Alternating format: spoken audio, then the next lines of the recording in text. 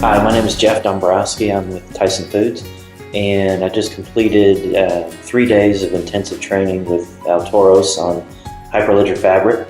I would give it a thumbs up.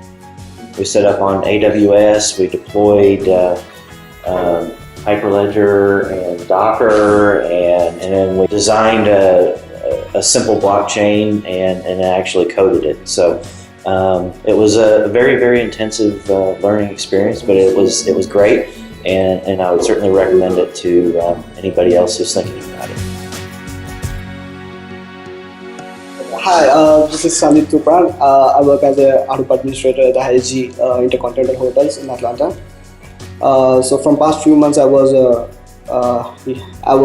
hearing about this new technology called Hyperledger, which attracted me due to this vast use case regarding in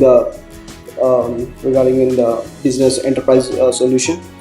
So one of my colleagues and my manager has brought me the training about related to Altoros, which was pretty good. It was a good hands-on experience, and I've learned a lot of things regarding the in-depth knowledge about the technology, which I'm really looking forward to implement in my use case in the future as well. So yeah, I'll give definitely thumbs up for the training, and it was good experience for me.